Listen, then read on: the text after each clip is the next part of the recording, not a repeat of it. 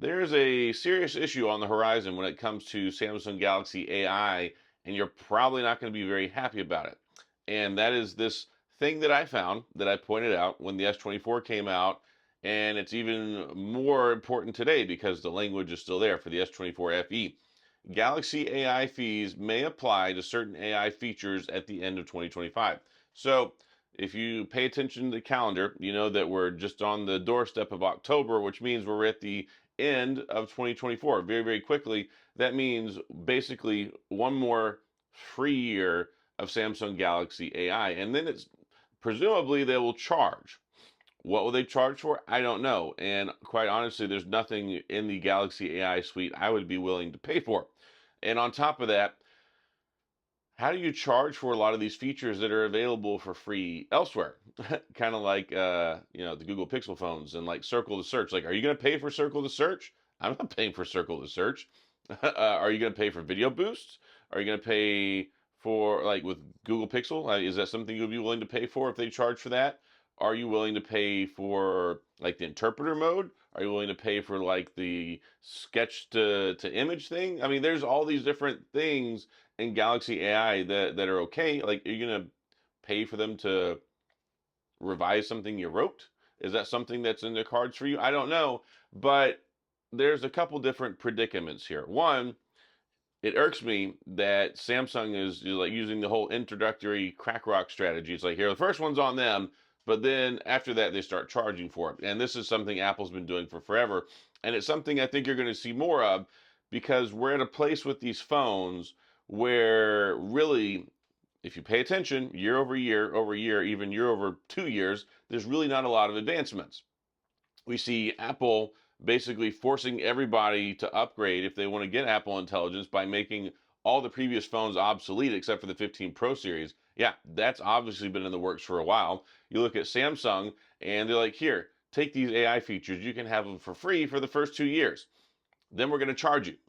And really, there's just nothing there that I think is revolutionary enough to pay for. And will it be a subscription service? Will it be like, okay, you can get this one or you can get this one? Is it going to be like your cable where it's like, okay, well, you can get these three features for $1.99 a month, but if you want this one, you got to pay the $5 a month? I don't know. There's a lot of different questions up in the air when it comes to this. And I think, one, I really don't like the business model of putting them out there so you can get used to using them and then starting to charge for them. I think that's very disingenuous and shady way to do business. And then two, I don't think anybody really thinks in this stuff's worth paying for. I mean, you can prove me if wrong. Certainly, go to the comment section and be like, you know what, Adam Matlock, Tech Odyssey, you're wrong. I would happily pay for this. So I'd like to have some conversation about that. But this is like the looming issue on the horizon. We know that like the Google Pixel ones, maybe they'll stay free, but Gemini Advanced, you got to pay for that. I mean, you got to pay for some of the stuff for the more advanced features with Google Gemini AI. And then when it comes to Apple, they've said that their Apple Intelligence is going to be free, but I don't really think they have much of a leg to stand on because there still is no Apple Intelligence. I mean, they're like 2 years behind everybody else from the get-go. Come out with this new phone that's supposed to be so amazing. You see all the commercials and like Apple Intelligence, Apple Intelligence, Apple Intelligence. It's so amazing, and you can't use it. And you won't be able to use it for quite some time. Like they're just going to start rolling out some of their features in October. We're going to see some more features roll out in December, and then sometime in 2025, you're going to see some more features. So we'll already be on the S25 before you even see all of Apple Intelligence, and we'll be talking about the iPhone 17. So really, it puts the iPhone 16 in a really precarious position because it's like, all right, so should I buy it? Should I hold on to the 15? Should I wait for the 17? I mean, they're basically asking you to buy a phone for a feature sight unseen that you don't even know how it's going to work out or if there's going to be more delays. And we've seen this before. I mean, Google Pixel with their zoom enhance that was announced for the Pixel 8 Pro didn't show up till a year later with the Pixel 9 Pro. And that's just flat out wrong, at least in my opinion. So it's really kind of scummy. I think that we find ourselves in the position that all these companies are trying to leverage AI because it's the latest talking point. We've had these talking points for forever. Remember 5G? 5G, that was the biggest talking point. 5G everything, 5G everywhere. You got to get 5G. And then everybody gets 5G and it's like, wow, really, this is not that great. millimeter wave is only available in a few select cities and a few certain areas, and then the rest of LTE is okay. And but 5G, yeah, 5G ultra wideband is basically 4G LTE. So it's always funny when you see these tech industry buzzwords that they like to try and get behind so they can try and get more money out of your wallet. And then they want to try and find ways to monetize it. See, if they can't convince you to get a new phone, then it's a losing proposition for them. Because if you take a look at Apple, they support their phones for what, 6, 7 years. Samsung, they support their phones for 7 years now, at least the latest flagship ones. And then you take a look at Google and their Pixel 8, Pixel 9 phones, they're supporting those for 7 years. So how do you make money if you sell somebody a phone and it's a one-off, and then you're stuck with the bag for 7 years providing software support? So they've got to find a way to make money beyond the sale point. And Apple has found ways to do this, like Apple TV Plus, Apple Card, get interest stuff going on that way. You've also got like iTunes and different things like that, extra cloud storage. Apple is the king of milking extra dollars out of you and giving you basically like not much of anything, like just giving you the Apple services, but they give them to you for free. Like, oh, here, you got a new phone, free year of Apple TV Plus. Ah, you're hooked. Now you got to pay for it. Or, oh, you got those earbuds, new AirPods Pro. Bam, 6 months of Apple Music Plus. Enjoy it. Ah, now you got to pay for it. Now you're hooked in. So Samsung's trying to do the same thing, and they just can't really find a way to do this. Really, they have like their secure internet service, or I can't remember what it is. I paid for it for the longest time. It's like $1.99 a month. I think it's still coming out of my account actually. But Samsung is way behind the power curve, and I think very envious of Apple because Apple's been able to find so many ways to squeeze more money beyond the sale. And when you have phones that are good for so long, like this isn't 6, 7 years ago. These phones, these chips, these screens, it's all so powerful. It's also nice. It's also advanced. This stuff blows stuff out of the water from 4, 5, 6, 7, 8 years ago to the point where they actually can be viably used for much longer. Bigger batteries, newer battery technology, screens that don't burn in as readily, 120 hertz refresh rates, crazy cameras, 4K video, all this stuff right at the palm of your hands. And then they come out with another phone and it's like, well, that looks basically the same. I'm not upgrading. But then wait, 2 years comes by, still pretty much the same. I'm not upgrading. So now they're trying to use AI as a tool to leverage and try and get you to move over. Now, Samsung has actually been very nice about this, but they've cast a wide net, right? Because you got it for the S24, S23, S22. They made it backward compatible for a lot of these things. And it's interesting, you get so many mixed stories, right? You look at features with the Pixel, that, oh, well, you got to have the Tensor 4. The Tensor 3, even though it was the best smartphone AI chip last year, can't handle this stuff. Or you take a look at the A18, the A16 and A17 are supposed to be more powerful than the Tensor G3 and G4. But yet they can't handle AI? Funny story. And then you take a look at Samsung and like, oh, well, we need to pay for it, but we're going to give it to you for free on 3 years worth of platforms for 2 years. Or even less than that, because that's what brought this thought process to me again, because the S24 FE comes out and that's what it says. It says that they may start charging. Let me pull this up again. So it says Galaxy AI fees may apply to certain AI features at the end of 2025. So the S24 FE is going to be here on October 3rd. It's not even really official yet. And then bam, you're going to get what, 14 months of free AI? At least with the Samsung phone, you got like, with the S24 series, you got like 2 whole years. So we're entering into some uncharted territory where these phones, these manufacturers are making their phones obsolete.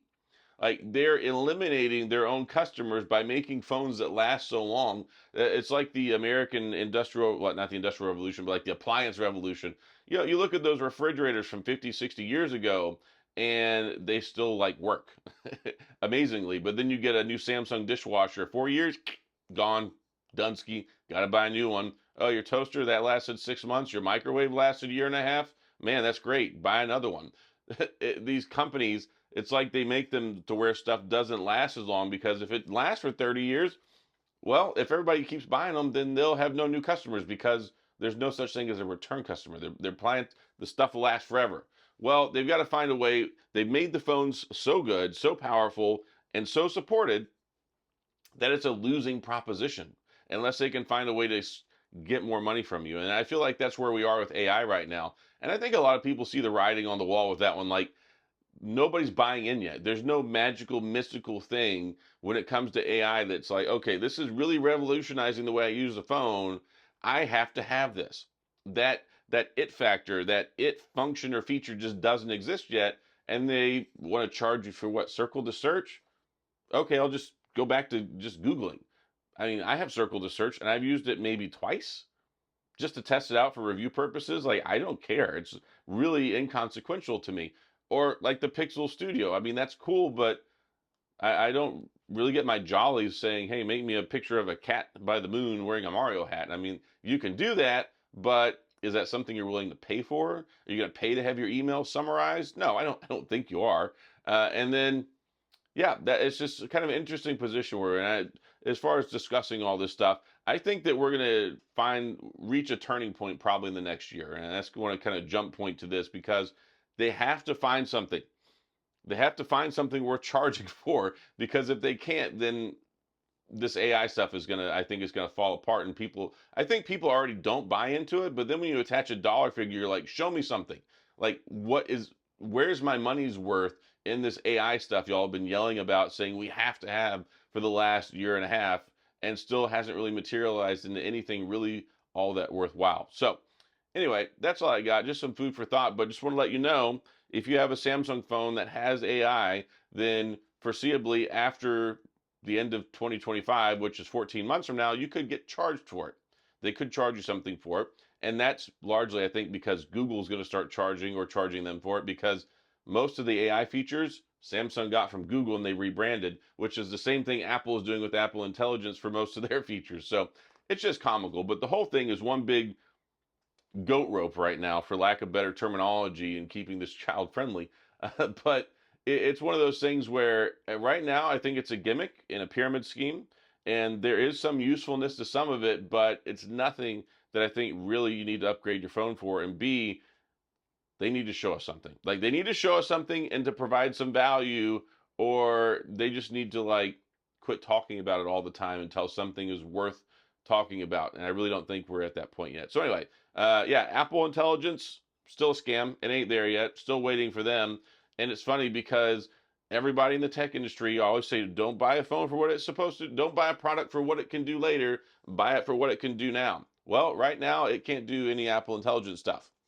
I mean, just for all truthfulness and transparency, you can get the beta and then you can have access to the features that are supposed to be coming out in a month, but not officially available yet. So no officially available Apple Intelligence. Samsung, some neat stuff there. I use the interpreter function a couple of times, and it's nice whenever I travel. I just used it with the contractor the other day because I don't speak Spanish very well and I'm having problems with my AC. So, I mean, there are some useful utility things you can do with them, but by and large, I don't like the way they're approaching this. I don't like how they're just throwing it out there, trying to get you into where you're using it, and then want to turn around and try and capitalize and monetize on that later. So anyway, that's all I got. I'm going to shut up now. I'm just an old man ranting about AI and smartphone company trickery to make money. But let me know what you think.